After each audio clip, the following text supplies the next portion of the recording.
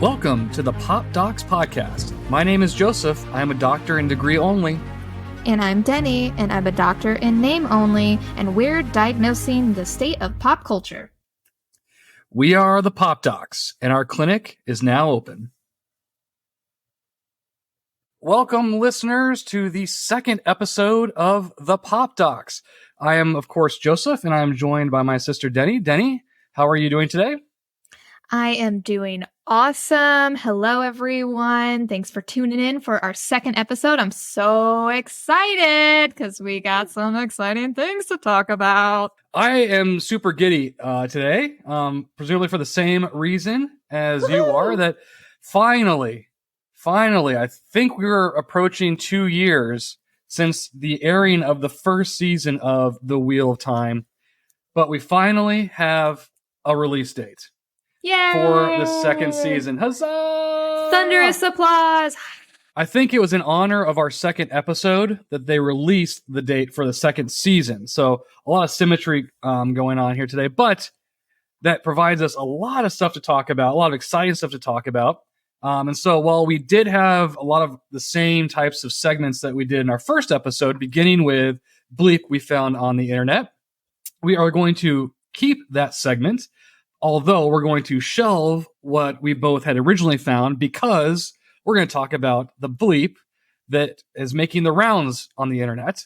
The bleep heard around the world on the internet. I don't know how many of these phrases I come up with. It's the wheel breaking bleep. Breaking bleep. Breaking bleep. The Wheel of Time. Okay. After that, though, after we wax poetic and we express our excitement, our anticipation, our thoughts and views on the material that was released in the Entertainment Weekly article, which is very much, I think, the centerpiece of the Wheel of Time news today. And then we will conclude as we did our first episode, as we intend to do with every episode, talking about the books we are currently reading. And then Denny will give an indie bookstore shout out. So, Denny, are you ready to jump into... I'm so ready. Bleaking... What was it? Breaking Bleep. Breaking Bleep. Breaking Bleep. I love that title. So, the Breaking Bleep, as we've alluded to many times now, is The Wheel of Time Season 2 has an official release date. It is September 1st of this year, which I had seen is either 100 days away or less than 100 days away. I'm not doing the math on the top of my head. Very, very near. And for football fans, it's also right before the beginning of the new football season. So, for folks like me, September is going to be an incredibly exciting time between the Wheel of Time and between football. But alongside the release date, the producers, Amazon, worked with Entertainment Weekly, and there's an article by Christian Holub. I hope I am pronouncing Christian's name correctly. If I'm not, I apologize, Christian. Where Christian details some aspects, narrative aspects of the upcoming season, where a lot of our characters are echoing into this season. Some commentary from the showrunner Rafe Judkins about what we can expect in season 2. But the highlight of this article are a series of different pictures, screen grabs from this upcoming season.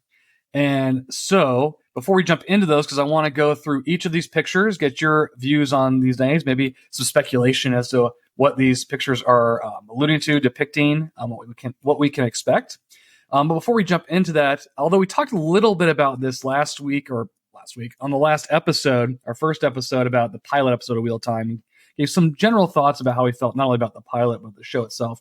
I thought we could start off Breaking Bleep with a brief discussion of your thoughts on the first season and your anticipation levels for season 2. Okay, so the first season I thought was kind of a roller coaster of emotions, I would say, for myself. I was very excited for it when it was coming out.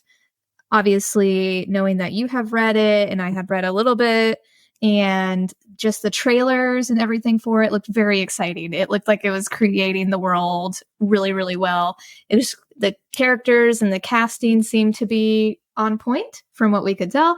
And then when the show aired, it was really, really great. And for the first few episodes, I know the pilot you kind of had mixed feelings for, but I thought, just the characters, the creatures, the Trollocs, the prosthetic work that they did and the world building that they did in the first few episodes were really, really great. And then halfway through, they had to deal with pandemic, COVID situations where they had to shut down. And then, a lot of the Trollocs turned into CGI, which kind of took away a little bit of the magic for me. It became almost a video game in that last episode. Yeah. The way they looked. And then there was that weird moment where Matt just wandered off because obviously that actor is not returning for season 2, as we'll get into. So that was weird because that obviously didn't follow, the storyline from the books. So it started off, I think, pretty well, and then it just kind of became, I don't even know how you describe it. Not disappointing because I was still enjoying it, but it just kind of it just missed a few beats for me near the end. Yeah, it felt like they really hit their stride, I thought, in the middle of the season. Particularly with episodes 3 and 4. 4 being my favorite episode, with Logain, the capture of Logain, the transport of Logain, the breaking out of Logain.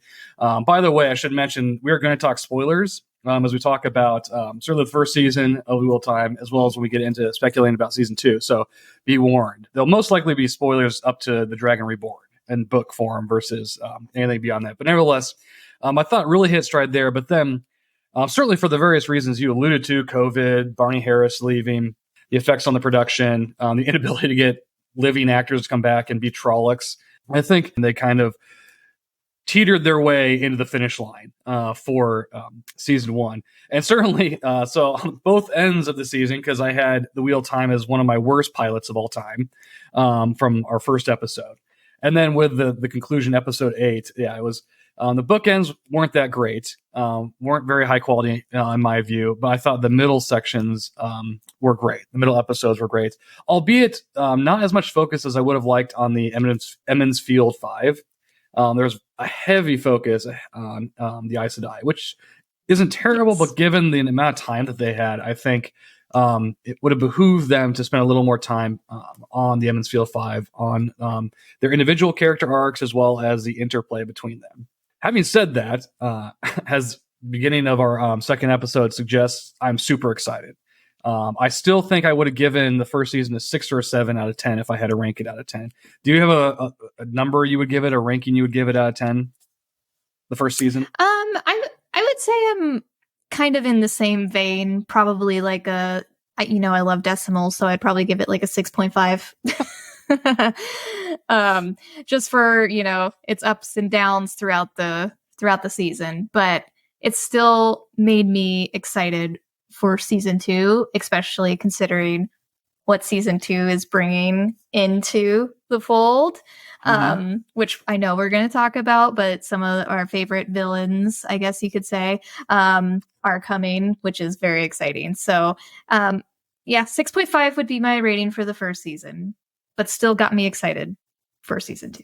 All right, with that, before we get into the photos, let me read from again Christian Hollow's article. Again, apologies if I butchered your last name, Christian. But Christian writes, kind of as a synopsis of this upcoming season, having learned that he is in fact the Dragon Reborn, Rand has gone into hiding so that he won't harm his friends if he descends into madness like previous incarnations of the dragon did. His mentor, Moiraine, has now lost her connection to the One Power, and her emotional relationship with Lan, played by Daniel Henney, along with it. While Moiraine returns to her hometown of Carienne, Egwene, played by Madeline Madden, and Nynaeve, played by Zoe Robbins, begin their Aes Sedai training in order to learn how to control their own access to the One Power. But finally, there are also some new faces to meet in season 2, both literally, I think figuratively. Matt Cawthon has been recast, with Donald Finn taking over the role from Barney Harris. And as teased at the end of season 1, soldiers of the Seanchan Empire have arrived from across the sea in order to conquer their ancestral homeland. So what are your thoughts on hearing those kind of brief summaries of where the characters are at and kind of implicitly where they might be going? Any initial thoughts? I mean, it makes me excited, having read the material, to hear about, what's coming into the season.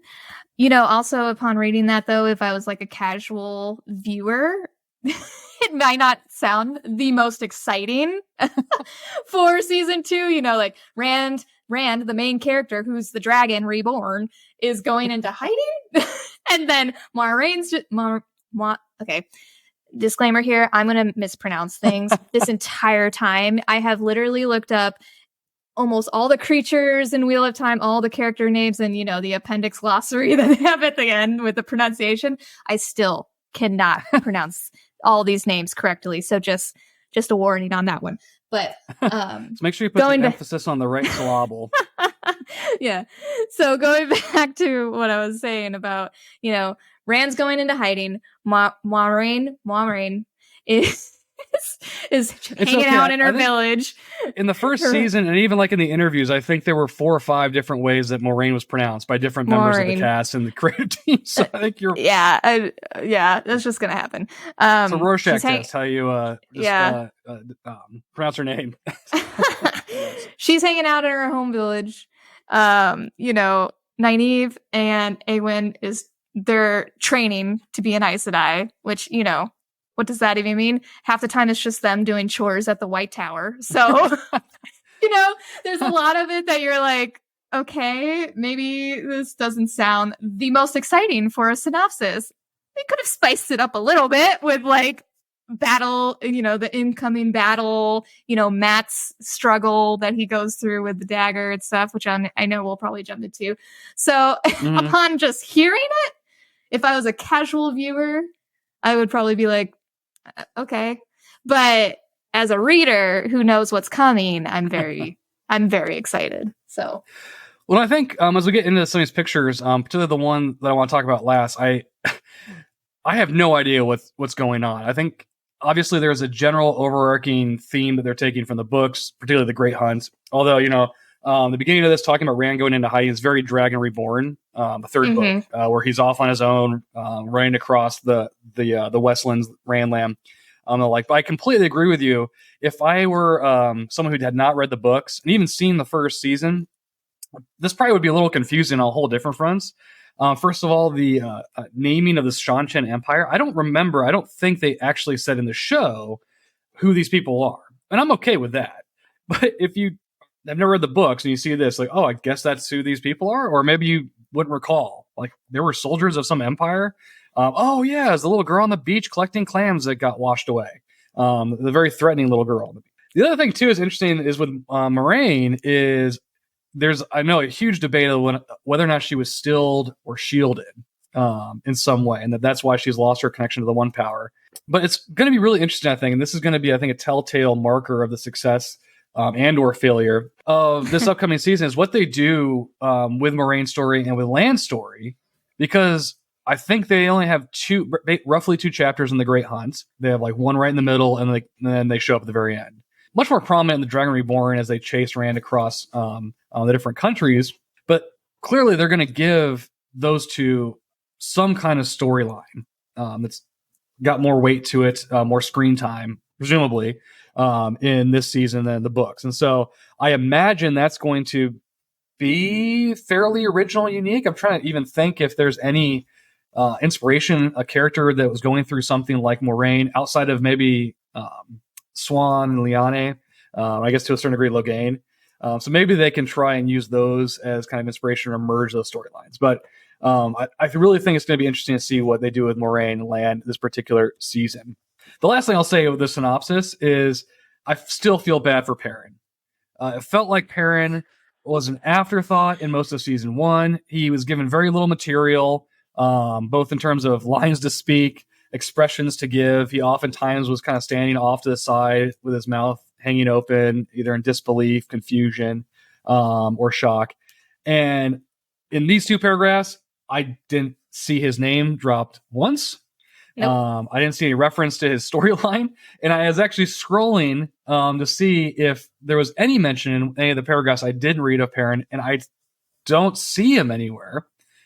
So I don't know if this is going to be carry over into the actual season or whatnot. But I just think I hope that Perrin does not continue to kind of draw the short end of the straw and that they really give him some scenes to chew on, some lines to say, a storyline that's meaningful and interesting. But we have Elias is actually going to be in this season. It was already announced. There's an actor that's been cast as Elias. I think we saw the back of him in the 30-second teaser we got several months ago.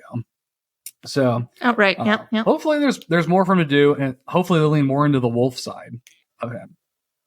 Yeah, I mean that's obviously the most interesting part, especially going into these next couple of books where he gets pulled into kind of that other spirit world. That's the wolf dream. Yeah, the wolf dream. That's like one of the most interesting parts of his storyline so far. So I hope they figure out how to do it his storyline justice. Should we jump into some of the photos? Let's do it. Okay. See if I can work the technology correctly here. Click that. Share that.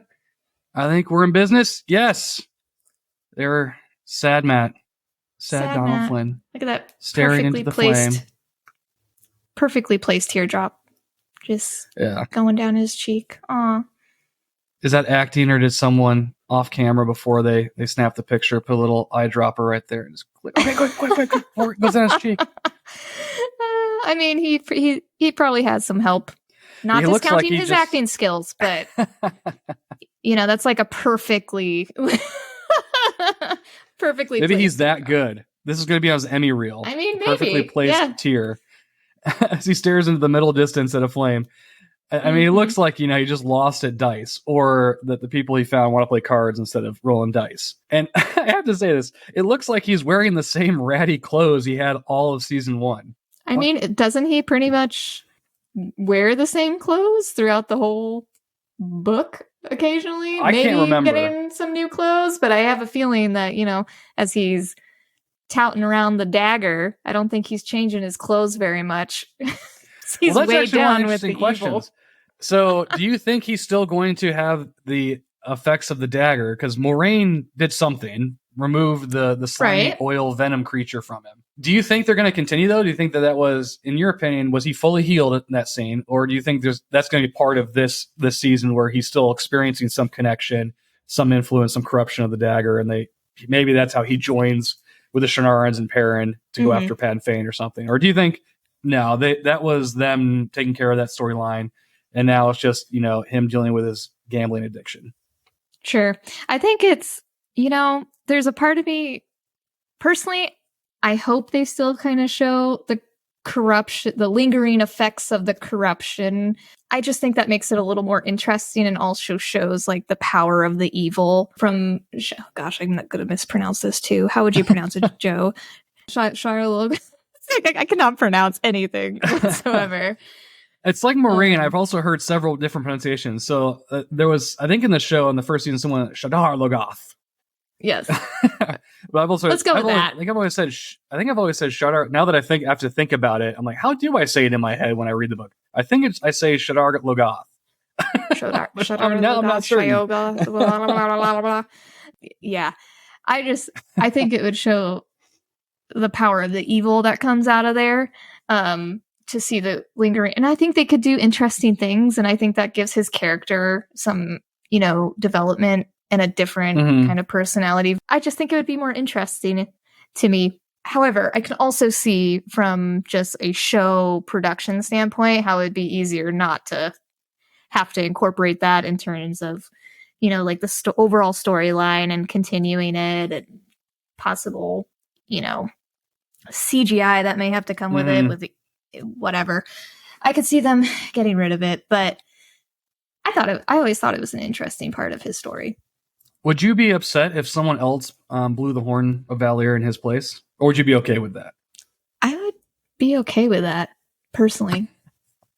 I mean, I haven't read the later books yet, so I don't know if that affects, if he is a, sole reason why he blew the horn. So, I mean, if they changed it up, I wouldn't be mad, just because I don't know, his full connection to it. Why do you think do you think they may change it up a little bit?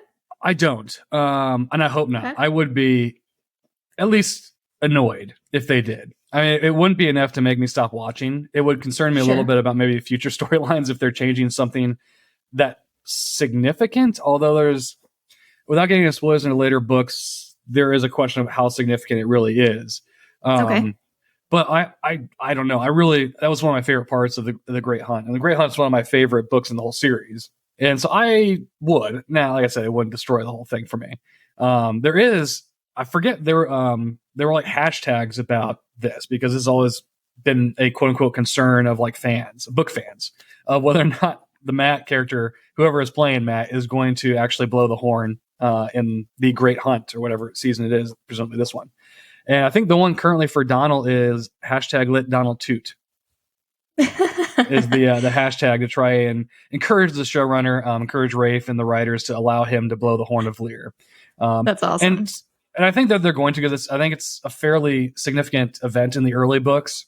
And I think at least, although they've certainly, as we've talked about, changed a lot of different things, moved things around in the first season, they still, I think, kept a lot of the main beats from the Eye of the World. Obviously, the big one, which is a series-wide, obviously, change if they were to do, is keeping Rand the dragon. So I think something like that, they're still going to allow him to be the one that blows the horn. Now, the other question, before even getting there, are they even going to use the Horn of Valyr in this season? And I think they have to. I think if they don't have the Horn of Valyr scene, what are we doing? Right. Yeah, I mean, they have to, because Rand doesn't go into his whole hiding streak, right? Until pretty much he has blown the horn. Or not blown the horn, sorry. Until he gets, yes. Well, well, it was that whole bonkers thing where the horn blows. If I remember correctly, like a fog rolls in with all the ghosts, but then Rand is fighting Balsamon in the sky that all the people in that area of the world see. And and then the next book propels him onto his kind of independent journey there. Yeah, his little independent hiding in the mountains. Yeah, but this looks like it sounds like from the little I've read, some of the information that's come out from different cons and stuff about this season, that a lot of Matt's, at least early part of the season, sounds like it's going to be his Dragon Reborn arc, where he's in the White Tower. We know Galad and Gawain have been cast. Obviously, as we'll see, the girls are in the tower training. And so they might be importing the Dragon Reborn Matt, at least into the initial episodes here, and then maybe transitioning them to the Great Hunt Matt as everybody descends on the cosmopolitan city of Falmouth. Some marketing materials have mentioned called it a while back. But anything else on the Matt picture here before we go to the next one? Nope, I think Matt has been covered. Looking forward to Donald. Hope you do well, Donald. We believe in you. Second picture. Hashtag let Donald toot is Moiraine in a different costume. Speaking of costumes, this is one of the big problems I had with the first season. Is it seemed like there was only like one or two costumes for every character that they had access to. And they seem to wear it over and over. So I'm just so happy that she's in something different. Budget, Joe. Come on. Yeah, I don't know how that works. I'll blame Rings of Power. Rings of Power is siphoning funds and resources and time from the Wheel of Time. Anywho, your thoughts? I mean, she looks fantastic. She looks great. That's my main thought. Is she just looks awesome. I love her outfit. Of course, I'm gonna gush over all the outfits. I have a feeling, but yeah, I mean, she just looks like a boss lady, and I love it. She looks very like she's about to start wrecking shop again. That look on her face, like if I could embrace the power. I mean, she still has her Aes Sedai ring on, which is cool. I can't tell what's on the belt, but love the work on the belt. It looks really cool. Yeah. But apparently, so she's gonna this presumably I'm assuming this is Carienne, another term I've heard pronounced in a whole host of different ways. That'll be exciting too, to see a new city in the map, in the world, what's going on there, especially the role Carienne plays over the whole series. It's awesome that they're introducing that. Yeah. So looking forward to Moiraine's storyline, even though we really have no idea what it is, other than I guess trying to find access to the power again. Yeah. Well, I think that's one of the things that I loved about the first season was, they really opened up, the relationship between her and the Amyrlin, and kind of gave that an extra layer and humanized her a little bit more than you get to see in the books. And so I'm excited to kind of see that continue into season 2, especially considering, she doesn't have her, her powers right now. So I think it'll be interesting to kind of see the emotional conflicts and stuff that she may go through in this season. That gives her a little touch of humanity. Than the books just make her seem very cold. Yeah. And very stoic, but cold, and so I'm excited for that. What do you think is the emotional turmoil or emotional gap that the article references between her and Lan? Do you have any ideas, speculation on that? I think it may, Nynaeve might be a little bit of a situation in there, because you kind of see that a little bit in the books. In the first few books, obviously, as Lan gets more weaved in with Nynaeve and their relationship, you get to see a little bit of Moiraine's and Lan's bond shift a little bit. And so I think they'll probably explore that, especially since in the first season of the show, they do let you see Lan and Nynaeve basically hook up. Yes, they do. So, I'm sure that will drive a wedge between a warder and his Aes Sedai. And I don't recall if they mentioned if Moiraine had masked the bond at that time. If she did, who knows? Come on, privacy. Woo! Give him some privacy. It's turned into Pop Docs After Dark. She's probably like, whoa, what happened there? What's happening? Whoa. So I think they get their own little seaside shack or something. Because Nynaeve is one of the photos that will go there, but she's a very strong-willed, strong-headed, stubborn, almost some would say stubborn woman who's very opinionated, and some of that may influence Lan a little bit and his conversations with Moiraine moving forward. So I'm excited. I loved Zoe Robbins's performance and portrayal of Nynaeve in the first season. No doubt she's going to do wonderfully going forward. But one thing it didn't come across to me as strongly, certainly in the books, and that might just because you get to. I don't recall. I think maybe there were 1 or 2 POV chapters in Nynaeve. I can't remember now in the early books, but in the books at least, like her antipathy for, dislike of, loathing of Moiraine is so evident. And you get a little bit of that, I think, in the first season, but not a whole lot. And so by the end of the season, I wasn't really sure how she viewed Moiraine, or at least the severity with which she disliked Moiraine, which I think would certainly factor into Lan being kind of caught in the middle, although Moiraine kind of blessed Lan and Nynaeve at the end too, which is strange. I didn't mind the Lan and Nynaeve relationship. I just thought it was a little too quick. I'm surprised that it went all the way to the declaring his love for her in the 8th episode. I'm like, didn't you just meet a month and a half ago? But the other thing too I was going to mention with this, I wonder if regardless whether she's stilled or shielded or whatever, if she has the same kind of after effects, side effects of being cut off from the source as like Logain, because Logain obviously was a wreck when we last saw him after being gentled. And I wonder if that's also having some kind of impact on the seeming tension between her and Lan. Egwene, thoughts, views, feelings, speculation. These are the chores you mentioned. Aren't you excited to see her doing chores? Aes Sedai chores in the White Tower. It's very thrilling. That is an incredibly plain novice dress, smock. I don't know. Yep. Very plain. She looks so bored. Yep. When can I become accepted? Oh, another glass to wash. This is probably my least favorite first look photo because this tells me nothing other than she's cleaning dishes. Yeah.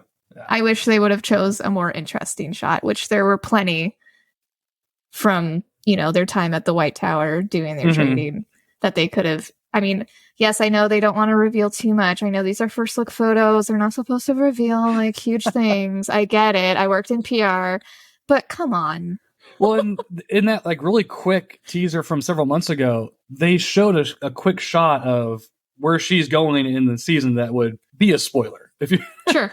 I guess if you haven't read the books, although if you hadn't read the books, you have no idea what's going on. But they've already shown things from her storyline in other marketing materials. So like, give us something else. So we'll just move on. even though I love that. I'm sure we're both we're moving on. very excited for Egwene's storyline. So let's go to Lan. He's still in the woods, although it's not the blighted woods, but he's still in the woods traveling somewhere. Still in the woods, we still don't on know. a horse. Yeah. Any thoughts about this Possibly still wearing the same outfit. He looks like he's on the way to the wall to become part Maybe of a the little cleaner. Yeah. I mean, I don't mind. I like this first look photo. I love the woods. I love, seeing Lan kind of in his element of being a warder. Looks like a action shot of some kind. Mm-hmm. So this makes me excited to see them out. And who knows what he's about to encounter or who he was going to talk to. He sees Nynaeve with another man. That's what we're looking at. Scandalous. We've only been apart for a couple of weeks. That's a terrible Lan. That is not a good Lan impression. But yeah, oh my god, I had some. Oh, I know what I was gonna say now. One thing I loved about the first season, and it looks like they're still doing it with this season, is they're on location most of the time, it seems like, or they've built sets. So much of it doesn't look like it was rendered in a computer outside of episode 8 from the first season, but I give them a lot of leeway on that because of everything that's going on that we talked about. And so once again, we have them going through what looks to be a real forest, presumably somewhere in Central Europe. I think they shoot a lot of their the material there. But yeah, he looks great. I'm excited to see. Maybe he'll actually train one or more of the boys on how to use weapons this season. We have seen in that promotional material shirtless Lan going through his motions. So we'll see. We'll see where Lan goes. Hopefully they give him something to do other than just follow Moiraine through the blight, like he did in that final episode. Oh, and here we go. Speaking of Nynaeve, here she is in what appears to be a white dress of some kind. What are your thoughts here? What do you think's going on? You know why this one gets me so excited? Well, I love Nynaeve as a character. I love a strong-willed woman. And I think her character just has so much depth to her. And I think this shot tells you everything you need to know. Like, she is strong, but she's obviously, vulnerable in certain moments. You can tell she's about to cry. She's clearly, I think she's going through her tests here. I'm pretty sure that's what this shot is, which gets me very excited because that whole, those chapters where they go through the testing is just, that part of being an Aes Sedai is so fascinating to me and mysterious and just so challenging, and just the woman power that women have to go through that. I'm just going to stand myself up. The women have to go through that and go through all those challenges, face their greatest fears, and they still come out like on top as these boss bitches. Like, it's so amazing and I love it. And this photo is like telling me everything I need to know to set me up for that. And I'm living for it. It's so great. Well, some of them come back. Well, yes, correct. Not all of them do. Yeah, the way comes but once, be steadfast, or something like that. Each time that they go into each of the arches. They're arches, right? If I remember correctly. The arches, yep. Do you think we're also going to see Egwene's test at some point? Or do you think that they're going to show the testing through Nynaeve and maybe down the road just say, okay, Egwene did it, as opposed to kind of going through another round of testing? Gosh, I hope they show Egwene's, because hers were so powerful because they involved Rand, obviously. And I think they were fascinating when she went through them. And I hope they show it, but I can understand it being too much of the testing. So maybe it comes later, or maybe it's just a shortened, or maybe it's vice versa. Maybe Nynaeve goes through hers and it's like a shortened kind of tease, and then maybe Egwene's is a little bit longer because of Rand. I don't know. But I know there's the 3 stages, right? So maybe maybe in the show world, they don't show every stage. Maybe it's just condensed into one kind of big test. I don't know. I could see them doing something similar to that versus a three-ster. So that they can show both of them. Yeah, right. So I could see that happening. Them just reducing it a little bit.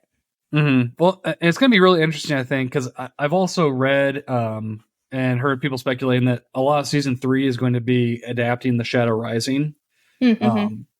And if that's the case, there might even be the possibility, or I guess there's always a possibility, even if it's a really low percentage, that Egwene, and maybe Nynaeve and Elaine never even go back to the tower after what happens in Fall. And so maybe Egwene doesn't even, in the show, take the accepted test and just goes and starts training with the wise ones in the IL ones.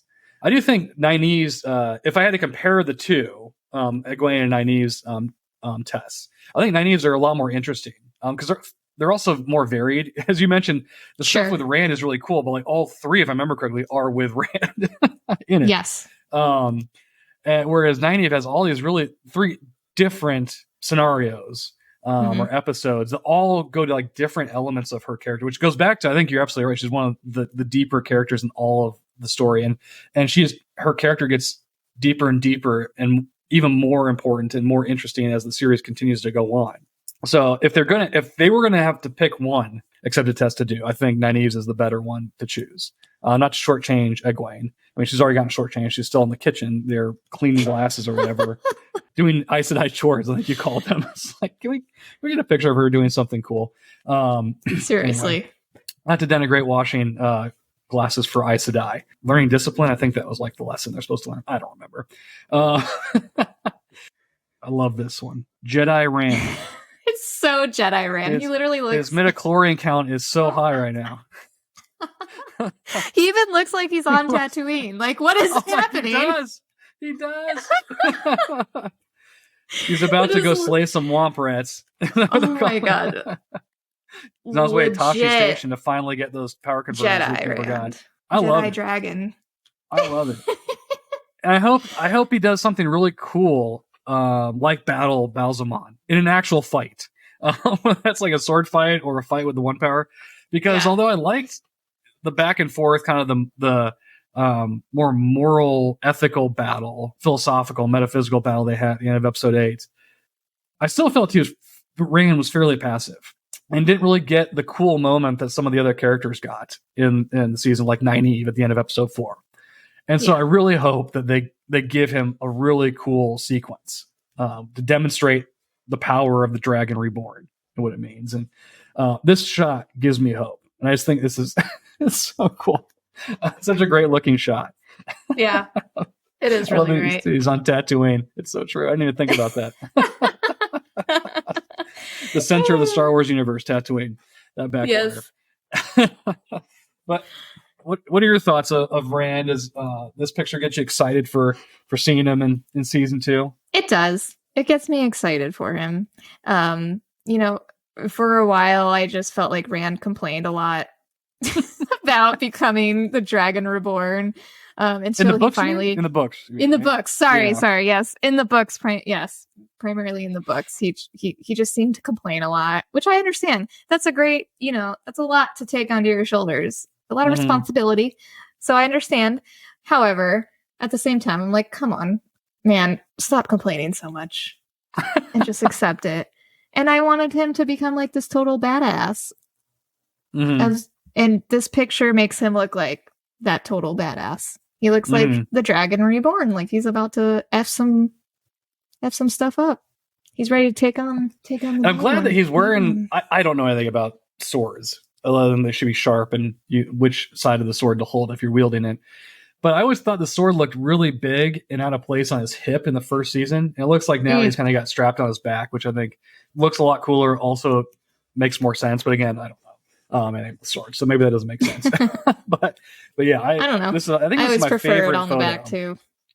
Yeah, this is my favorite photo of the batch that we got. Was Rand looking ready to? What'd you say? F some S up. Yep. Some bleep He's ready up. to F some Bleep some she's bleep up. up. Yeah, he looks a little more grown up. Like, he looks a little more not the boy from Edmund's Field. He looks like a more traveled. He's seen some things, experienced some stuff. He's seen things. I've You seen know? things, man. I've seen Aiel. I've seen the blood. I saw a life I could have had, and I blew it up. He also like he has some nicer threads too. He's got some kind of pattern work here. It looks like on his collar. But Some pattern work. I don't know. I don't know clothes either, so I don't know. That's probably not the right term. Action shot. Action shot. Here we go. Here's Perrin standing off to the side with his mouth hanging open, looking surprised. At least there's a photo of him. He's right on brand. For Perrin in the show. Yeah, I think he literally said that he was standing off to the side with his mouth open in shock. And that's literally what this photo is. I mean, I guess it's good work if you can get it. I love his coat or vest or whatever this thing is. It looks like it's got like grass woven into it or something. Yeah, that looks cool. Well, we have a veiled Aviendha here. Yeah, we do. Wielding spears. She is hucking that at somebody. She looks like she's been in a fight too. She looks like she got like a head wound or something at the top there. And I have no idea. What is this guy back here doing? I don't know, but he looks like he's going like, you go, girl. Like, wearing that veil. Yeah, it's a little bizarre. Look, it's so weird. And his sword, like his hilt is like incredibly long. That is not a euphemism, by the way. It's a really long hilt he has on his sword. Or transitioning into Pop Docs After Dark here. But I love the look. I think the Aiel look great. Both not only in this picture, but also the video from JordanCon that they released with Aviendha, Bane, and Chiad. They look great. I'm so excited to see the Aiel in action. In more, I guess, in a lot more action, because we had the cold open in the first season with Shael, I think is her name, Rand's mother. Yes, which I loved. I thought that was so cool. I think that was one, if not the best scene, certainly one of the best scenes in the first season. Definitely the best fight scene, in my opinion. I thought the choreography, like a pregnant woman taking on a bunch of soldiers, fantastic. Yeah. And I hope that they carry that over and whenever the Aiel fight, because if that's going to be like the baseline of what an Aiel can do, they need to, I think, continue to demonstrate that or even expand on it in some way. And so they need to be really badass, I think, in these fights. Yeah. It's going to be interesting to see, especially in this early book, in season 2, because it looks like they're going to be there at the fight in Fallen against the Seanchan. The White Cloaks, I think, are also rumored to be there as well. And so I think this is going to be a sooner altercation between the Aiel and the Seanchan than in the books, which I think could be really set up some interesting storylines. Oh God, poor Perrin. Sad Perrin. Sadder than Matt with that perfectly placed here. Okay, the last one. What the hell is going on in this photo? What are your thoughts? So many thoughts going through my head. For listeners, this is the shot with presumably High Lady Suroth. A Seanchan of Highborn, High Blood, I forget what they call themselves, the kind of ruling caste of the Seanchan. It looks like to her right, some assistant, for lack of a better term. But to her left is the Dark One. And then behind the Dark One is Loial. And they're clearly walking, I presume this is Fallen, but they're walking between a line of Seanchan soldiers, my gosh. And here is the photo where we have 9-inch nails now in the Wheel of Time world, because High Lady Suroth has these really long lacquered nails, I think as they're described in the book. This is a collection of characters I would never have put together. No. One place in one photo. So what are your thoughts on this photo? I have no idea what's going on. I'm very excited to see the Seanchan. Is that how you pronounce them? I've always called them Seanchan. I don't know if that's the way to pronounce it, though. Seanchan. I don't know. I still don't know how they're pronounced either. But I was so excited to see them because they just sound incredible in the books. And to see them come to life in their interpretation of them, I think is fantastic. It looks incredible. It looks so different from what we've seen in the show so far, which I think is perfect, considering they come from far away. So there should be a difference. But also just their presence looks really just creepy. I love even like the background work. You see some of the soldiers and stuff. Yeah. And they look creepy. I wonder if they'll, bring some of their creatures that they mention in the books. Oh, that'd be cool. If they'll show them, even I'll take CGI of them. They sounded so cool in the books. So they just sound so just off the wall. Yeah. Crazy. And I love it. Yeah. I love, as you said, how alien they look, as they should, given that they've been separated, I think, for centuries from the main continent and where they're at. I think this is confirming that we are going to get some kind of fight between Rand and the Dark One again. Since the Dark One is there, seemingly in person, which also means he's presumably broken out of the prison, which is awesome. The Seanchan, I thought, were always the best villains in the Wheel of Time. The Forsaken always left me lacking. I always wanted more from the Forsaken. They're always built up, at least in rhetoric and in legend, as being these incredibly formidable, dangerous foes. But in the books, I always thought they kind of popped up in the last 100 pages of every book and got smoked without putting up much resistance by various heroes in the story. I think the thing that's really scary about the Seanchan is that they're like highly sophisticated. They are very well planned. They know what they're doing. They're not super impulsive, and they think things through very well. And so I think that makes them a terrifying opposition to deal with, because they're so organized and so thought out. I think that makes them a formidable enemy, which makes them even creepier.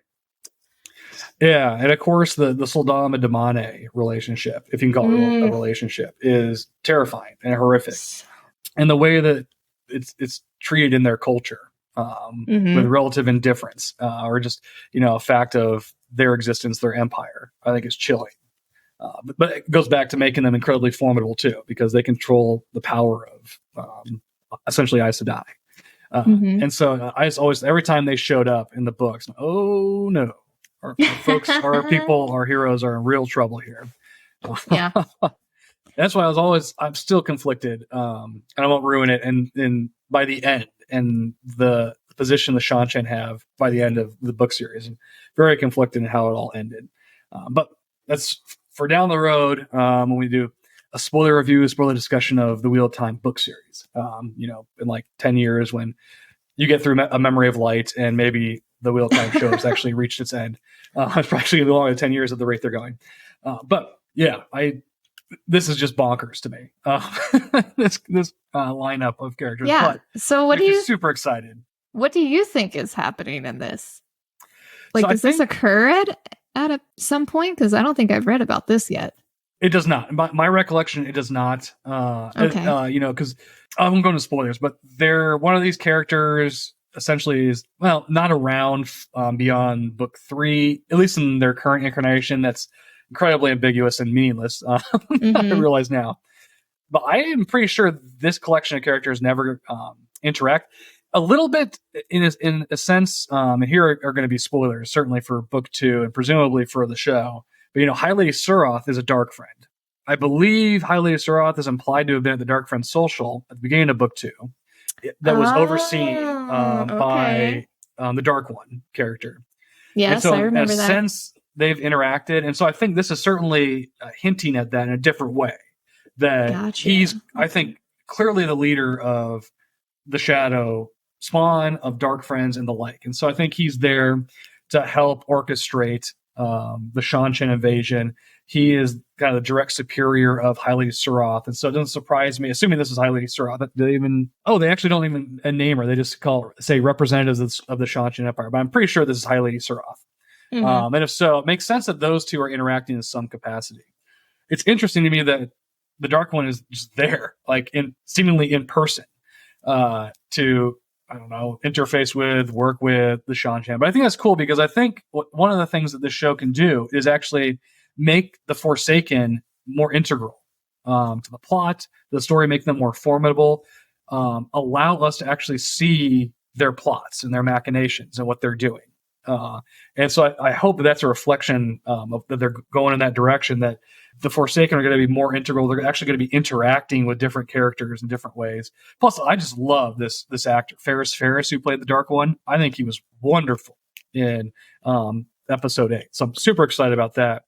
Apparently, there in that marketing material, there was a scene where Loial and Perrin and the Shannarans got captured by the Seanchan somewhere in a suburb of Falm. And so I think that's kind of a reflection. That's how Loial ended up with them, is that he's still, in essence, a captive. But, like it seems like every culture and every country seem to view Ogier with respect. And so I think that's kind of why he's dressed almost like a delegate or representative or something. That I think, even though he's functionally a captive, he's able to kind of walk around with these folks, go where he wants in Falm. And so I assume this is a carryover from that particular scene where he's captured. And maybe that's one of the reasons why, like, Perrin is still going to Falm with the Shannarans. Maybe they somehow get out, but Loial remains captured. Or maybe this is some subterfuge because, Loial was stabbed by the ruby hilted dagger. And so maybe he needs to be fully healed from his corruption. So maybe this is all a plot to, like, get close to Padden Fane, who is also in Falm working with the Seanchan. But I mean, I have no clue, honestly. Who knows? Because there's really, I don't think, any direction from the books of these different characters interacting. Although I gotta tell you, it makes me super excited. Yeah, me too. I'm so excited for this. Ambiguity and intrigue. Yeah, and their outfits, fantastic. Going back to the outfits for a second, gorgeous. They look so good. Yeah, and I don't know how. Oh my gosh, you'd wear those kind of lacquered nails. And I think in the show they're actually like prosthetics or something. So it's not like they're actual nails. They're totally prosthetics. They're not even real. Still, I'm like, oh my gosh, I would not want to have to wear those around or try to interact with those things. But yeah, those would drive me crazy. Yeah. Anything else? But any other comments? I'm just really excited. I'm excited for you to finally get your release date. Thank you, Amazon. Thank you. It's finally coming September 1st. So, it's coming sooner than I would have anticipated. I thought like a November again, like the first season. I'm excited for that. I'm excited. Hopefully they do something at San Diego Comic-Con. I would love for them to do a little promotional something that I could check out. That would be really cool. So hopefully we'll see. I'll get to see that.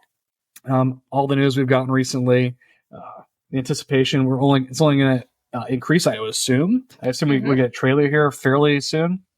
It's also good. Anything else on Wheel Time before we move to the books we are currently reading? I don't think so, because the books we're currently reading, at least for me, connect to the Wheel of Time. Ironically enough. What a segue. Yes. So, I'll let you take it away then. Let our listeners know what book you are currently reading. I am currently on book 4 of the Wheel of Time series by Robert Jordan, The Shadow Rising. I am about 100 pages in. It's a long book. It's chunky. It's got very tiny font. Got tiny text. But it's good. I'm enjoying it. I loved how the Dragon Reborn ends, how they all just kind of come together in that ultimate kind of battle for as Rand gets Kalendor. I thought that was a really cool way to conclude the 3rd book. And then continuing into the Shadow Rising, you're kind of seeing the aftermath of that. And I'm really enjoying it so far. That's definitely on my reread list. So it is awaiting my eyes down the road. But I have a couple other books that really probably tax me. The one I'm currently finishing up is called The Fires of Vengeance by Evan Winter. And it is book 2 of a series called The Burning. which I anticipate is going to be at least a trilogy, given where the second book is seemingly going to end up on. But it's a really interesting series, a really fun series, very gladiator-esque, set in a fantasy world with, among other things, dragons. Fast-paced, interesting characters, fun read, quick read. And so I would definitely recommend the two books of the Burning. And the Rage of Dragons is the first one. I think at the moment it's a better one than Fires of Vengeance, not to denigrate in any way the Fires of Vengeance, which is also a good follow-up, a good sequel. But after that, I will be embarking on my own doorstop novel with a lot of pages, with small print. I will be continuing my journey in A Song of Ice and Fire with a sword. Wait, no, I screwed that up. A Storm of Swords. Yes.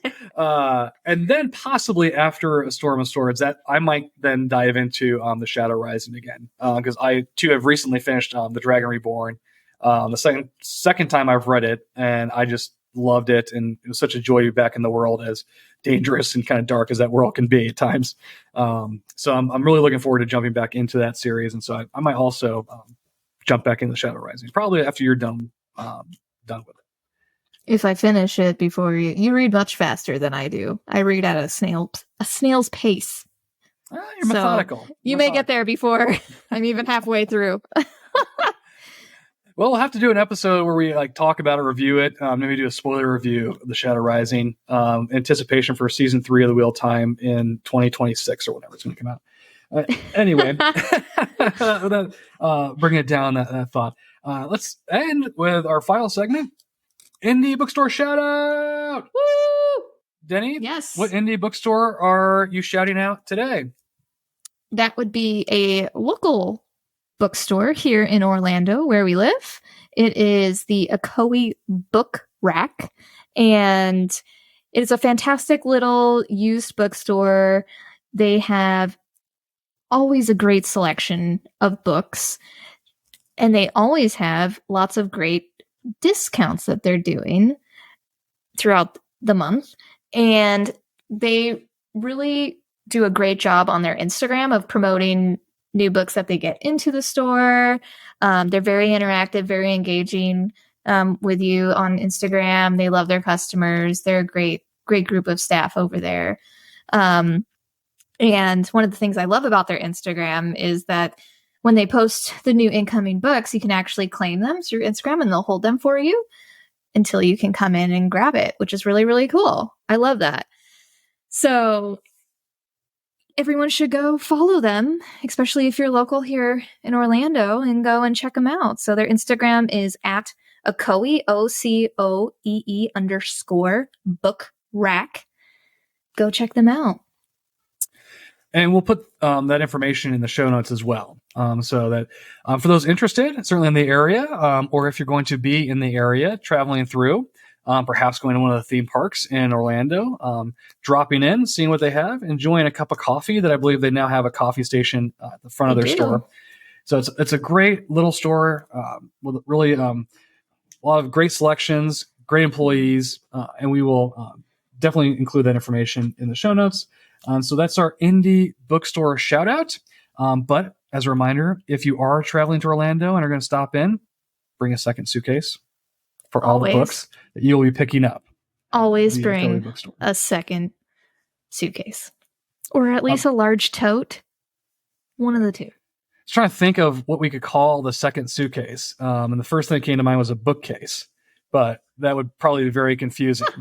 Even though I think it works. So we'll have to go up with a better term for our second suitcase when we travel that is dedicated solely to the books we purchase from local indie bookstores. But that's a little tease for maybe a future episode. We actually come up with that term. Love it. With that, any final thoughts before we end the podcast? I think the only thing I'll say is we officially have an Instagram and a Twitter now, so everyone should follow us. Come join us on the socials. Our Instagram is at @thepopdocspod, and our Twitter is at @thepopdocs. So come on and join us. And we're gonna put together also a YouTube channel, so you can join the conversation over on YouTube as well as those other social media outlets. With that, Denny, I've enjoyed talking Wheel of Time. for this second episode. I'm sure we'll talk about it going forward as Amazon ramps up its marketing for the new season, debuting on September 1st. Yay! And with that, I look forward to our next episode. But for now, and until then, our clinic is officially closed. Toodles!